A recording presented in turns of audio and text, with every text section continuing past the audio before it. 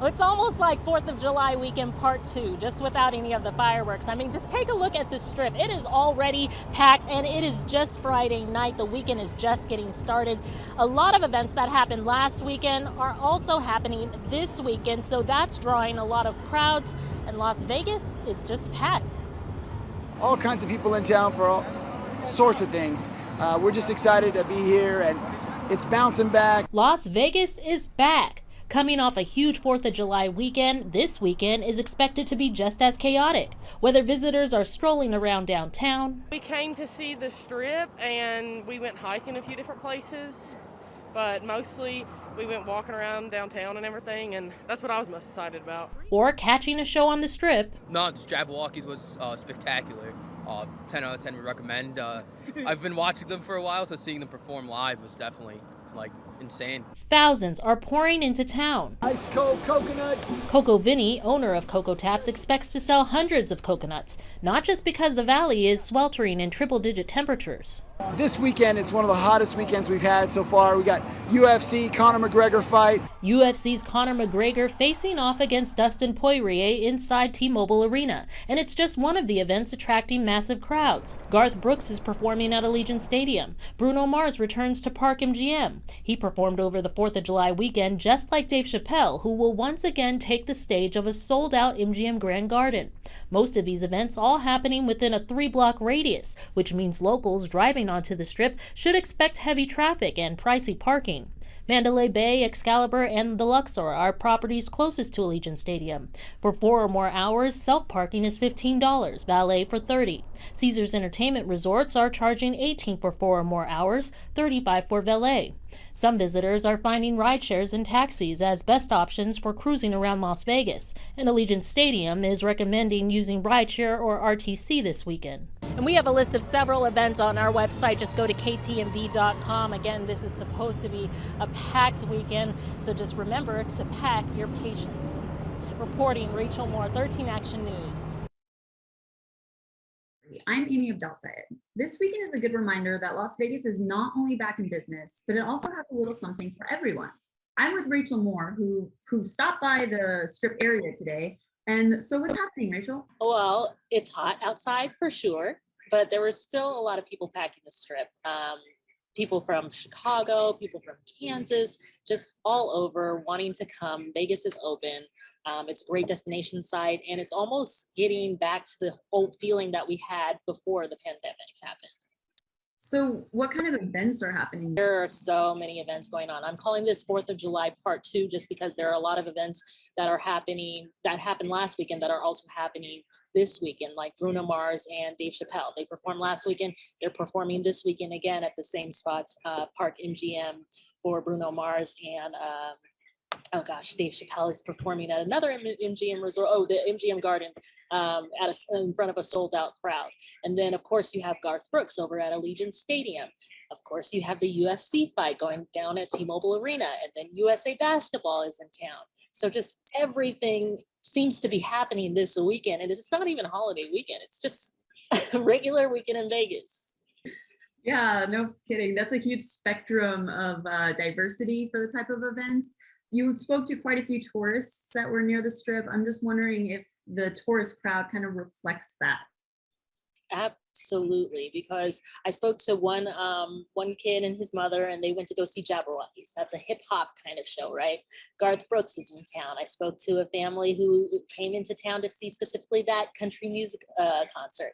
And then you have either you're a fight fan or you could be a basketball fan. I mean, it's just so many different things going on, and it's filling all the different characteristics that our tourists have, really. Local businesses must be happy. Did you have a chance to speak to any of them? What did they have to say? I did. I spoke to a mobile vendor who sells coconuts. It was so good. He let me try some of his coconut water, and then it's basically a coconut that he put a spout in. It's called his name is Coco Vinny, and he'll just be driving around town, basically trying to keep people safe because he knows hydration is important in these triple digit temperatures. And if you see him on the street, you'll recognize his van. It has a big old coconut on it. He said that their sales have bounced back since pre-COVID. What he's seen the same sales that he saw pre-COVID. So he thinks that this is actually an even bigger weekend than the 4th of July weekend because he's already hit his 4th of July numbers, and it's only Friday. So we'll see how else he does. But yeah, businesses, it seems like they're welcoming these massive crowds just anywhere on the strip or in downtown. I'm meteorologist Danny Buckstrom with your 13 Action News weather update, and this historic heat wave continues. Another record broken on Friday. We broke it Thursday. Friday's high of 116 easily broke the previous daily high temperature record, and several more records will fall before this heat wave finally comes to a close by the middle of next week. The heating trend does peak on Saturday. Temperatures start extremely warm in the morning, low to mid 90s, which could potentially break a record. By midday, we're close to 110, and we see a forecast high of 116 degrees on Saturday. That should also easily break the record, but depending on cloud cover in the morning, we could actually see highs bump to 117, which is the all-time heat record in Las Vegas. So this really is a historic weekend ahead of us. Near record highs Sunday. We should tie it again on Monday. So please be aware of the signs of heat stroke and be prepared to call 911 if you or someone you know exhibits those signs. This kind of heat really is dangerous and potentially deadly. The break finally comes middle of next week. The hottest official temperature for Las Vegas is 117 degrees, and it turns out we might actually hit that this weekend. I'm with meteorologist Danny Beckstrom, and I just want to know, what was the last time that we hit 117, and how often does that happen? Hit it 4 times, Amy, in recorded history. The most recent time was back in 2017 on June 20th. Before that, in late June of 2013. For that, July of 2005 and July of 1942. And it looks like the probability of reaching 117 on Saturday is actually increasing. So what are the actual chances that we might hit it? It's a good question. I know Las Vegas is a betting town, so I wanted to give you the probability, the percentages that the National Weather Service gave us. Friday actually hit a high of 116 degrees, setting a new daily high temperature record. So I wouldn't be surprised if that actually helps to increase the chances. But the latest number I have is we have a 40% chance of hitting 118 degrees on Saturday, a 16% chance, a 60% chance of 117, which would tie that record, and a 75% chance of 116. So I like the safer bet. I'm calling for 116, but obviously a 60% chance we could bump it to 117, that all-time record. Oh man, that's so hot. All of this is happening at a time when we have a ton of different events on the strip. I'm assuming that'll bring a lot of tourists into town who might not be used to this kind of weather. What should they know? That's a really good question and a great point. And it's actually something the National Weather Service actually includes in their heat risk assessment. That's part of the reason why they issue these warnings, to make sure that not just us desert dwellers are prepared, but also the tourists that are just not acclimated to this kind of intense heat. The best thing that you can do for yourself is know the signs of heat exhaustion versus heat stroke. Both are dangerous, but heat stroke is when you need to call 911. And a few of those signs are things like a throbbing headache, no sweating with red, dry, and hot skin, nausea or vomiting, and a rapid, strong pulse. For heat exhaustion, it's a rapid, weak pulse, and your skin tends to be cool and clammy with excessive sweating. So both are dangerous, but heat stroke is when you really need to call 911. Danny, thank you so much for taking the time to explain that. For more on this story, including continuing coverage of the excessive heat warning or how to avoid heat-related illnesses, make sure to visit ktv.com. There you'll also find more information about all those events happening this weekend. You can see and feel the changes over the years. Last year, we had 158 days where temperatures were more than 90 degrees.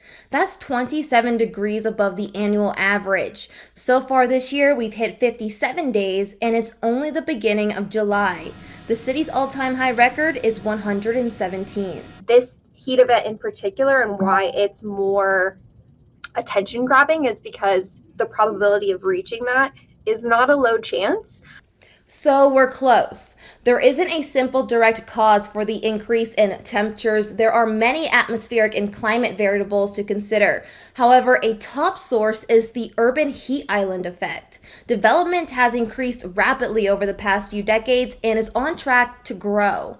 Other cities like Seattle, Denver, Washington, D.C., and Columbus are sometimes called urban deserts. Well, here we take that in a literal sense. In short, when you remove vegetation and replace it with concrete and asphalt, it causes these areas to absorb more heat instead of reflecting it. This makes urban areas much warmer than surrounding more rural places. Removing vegetation lowers the amount of shading and water evaporation from soil and leaves. These heat effects can be seen drastically in the rise of warmer temperatures at night in Las Vegas. What the temperatures are normally for Las Vegas, those have risen considerably over the last 30 years. The combination of this heat island effect, weather patterns, and the global mean temperature rising all contribute to longer and more intense heat here. This heat in turn has negative impacts like drought and poor air quality, which are major issues in southern Nevada. Climate is knowing it's going to be hot in summer. So the day-to-day weather and how that weather pattern evolves and how hot it gets is when you're talking about weather patterns. So they do go hand in hand, and the strength of these heat events potentially happening more frequently is definitely a possibility because of the fact that our global temperature is warming. Moms Clean Air Force is a national organization with more than 8,000 members in Nevada. Their mission is to fight for cleaner air and combat changes in the climate. These moms want to make the community more aware of the dangerous impacts this heat wave can have on families, especially children. I'm a mom of a 4-year-old, and I grew up in Las Vegas, and his childhood is completely different than mine. While it was hot when Moore was younger, she says she didn't have to worry so much about breathing issues, but her son experiences breathing issues and has problems with the extreme heat. We'll be back now with more of the Daily Debrief after the break. And welcome back to the Daily Debrief, an in-depth look at the top stories of the week. For more details on any of the stories that we're talking about here, just head to ktnv.com. Stopping the spread of HIV is getting a little easier in Nevada. SB 325 expanding access to HIV prevention medicine. Pharmacists are now able to give and prescribe to patients at risk of contracting the virus. Chris Davin with the Henderson Equality Center believes it helps address a huge issue. The biggest factor that a lot of people suffer is not having access to locations to be able to get prescribed. He says members of the LGBTQ community have been hit hard historically by HIV and AIDS. Davin says expanding access to include pharmacists provides a stigma-free zone for people to get their needed medication. You know, at least you have a rapport with your pharmacist, where with a doctor, sometimes it might be your first time visiting that doctor. So it's also scary because you don't know who the doctor is, and you're talking about sensitive material. Nevada has one of the highest rates of new HIV diagnoses in the country, and in 2018, gay and bisexual men made up 69% of new infections across the nation. And we're also looking at an average of around 1 per day new infections in the state. So it's still a huge issue. And Andrew Ryan with Aid for AIDS of Nevada says the new law can help bring numbers down. For someone to be able to go in and just get one of those tools that much easier is extremely helpful and will help the health of our community overall. Davin says there have been advances in both medicine and acceptance from society as a whole in dealing with HIV. He says it is no longer a death sentence. To be able to come out, feel safe, feel secure, and know that, you're not alone. You're going to help protect yourself and, get the medication that you need so that way you can live a longer life. We'll be back now with more of the Daily Debrief after the break. And welcome back to the Daily Debrief, an in-depth look at the top stories of the week. For more details on any of the stories that we're talking about here, just head to ktnv.com. I'm Jason Danant, here with 13 Action News reporter Jeremy Chen. And Jeremy, your story today is about a new law that just passed here in Nevada where people can go into a pharmacy and get onto PrEP for HIV and AIDS prevention. Tell me a little bit more about this story and why it's so important. Gotcha. So the law you're talking about was signed into law by Governor Sisolak last month. It's SB 325. In a nutshell, it allows pharmacists to give or prescribe HIV preventative medicine to any sort of patient that could be vulnerable to this virus or face a high risk of contact. So it greatly helps, especially certain members of the LGBTQ community, specifically gay and bisexual women, because they've been so hard hit by the HIV virus. So it's a big help for a lot of people within that community.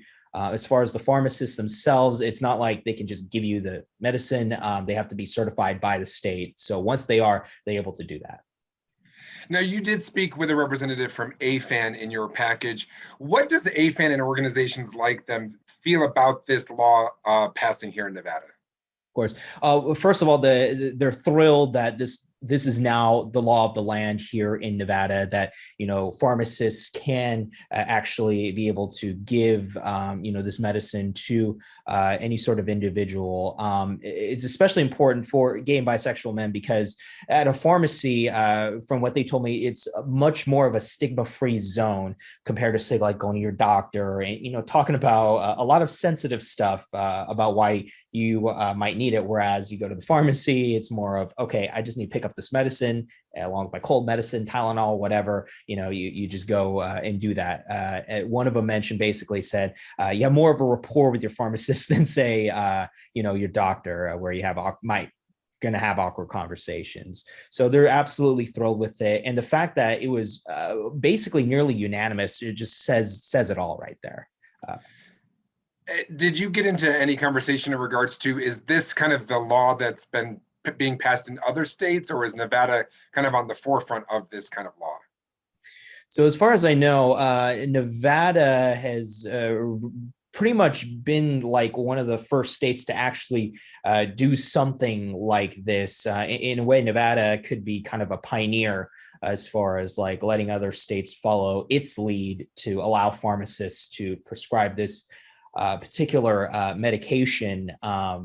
As far as Nevada itself, it's significant because of the fact that compared to other states, we have one of the highest rates of HIV diagnoses among just our general population, according to the latest data. So just this action and the fact that our lawmakers, whether they're GOP or Democrats, recognize that says a lot.